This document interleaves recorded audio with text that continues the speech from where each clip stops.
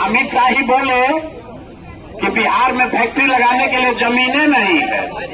इनका देखिए, इनका सोच क्या है कि बिहार में फैक्ट्री लगाने के लिए जमीन नहीं और गुजरात में जमीन है, ताकि गुजरात का लड़का बनेगा फैक्ट्री का मालिक और बिहार का लड़का जाकर करेगा गुजरात में मजदूरी। तो भैया बिहार के लड़कों को मंजूर है?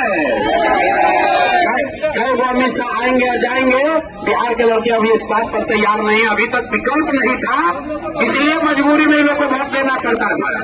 अब विकल्प मिल गया है, जन स्वराज का विकल्प है। हर हालत में बिहार में नई व्यवस्था बनेगी और जो लड़के गुजरात में, तमिलनाडु में जाकर मजदूरी कर रहे हैं, वही लड़के बिहार वापस आएंगे, फैक्ट्री लगाएंगे भी और चलाएंगे भी।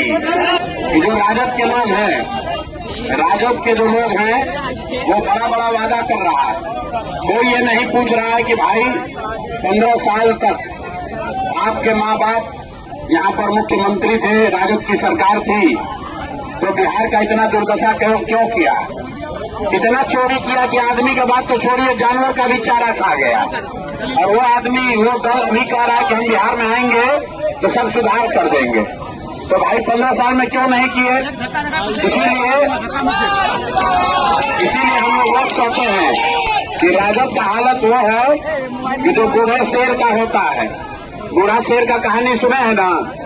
बूढ़ा शेर जब बूढ़ा हो जाता है, शिकार नहीं कर सकता है, तो सोने का कंगन लेके बैठता है, ताकि कोई रास्ता चलता हुआ आदमी कंगन के लालच में आए तो उसको पकड़ के खाएंगे। तो ये राजद वाले जो हैं, ये जंगल राज वाले नेता, ये चाहते हैं बड़ा बड़ा वादा करके कि जनता फिर भ्रम में पड़ के किसी तरह हम लोग को वोट दे, तो फिर हम लोग अपहरण, रंगदारी, गुंडागर्दी जो पहले करते थे वही चालू करेंगे। इसलिए राजद को कोई वोट देने वाला नहीं है। लड़ाई जो है वो नीतीश भाजपा की, एनडीए और जन स्वराज के बीच में है।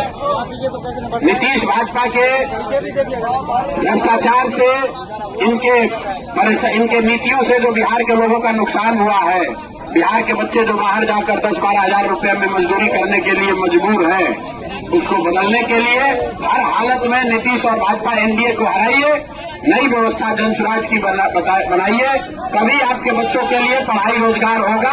हमें तो 30 वर्ष से नीतीश चाचा जैसे चला रहे हैं, ऐसे ही चलता रहेगा।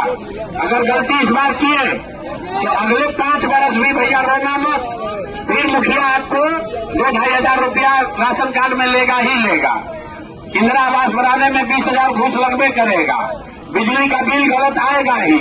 नकली शराब बिकेगा ही बिकेगा। और आपका बाल बच्चा यहाँ से जाकर गुजरात में, तमिलनाडु में जाकर मजदूरी करेगा। अगर ये स्थिति बदलना है तो नीतीश भाजपा को हटाइए, नई व्यवस्था बनाइए।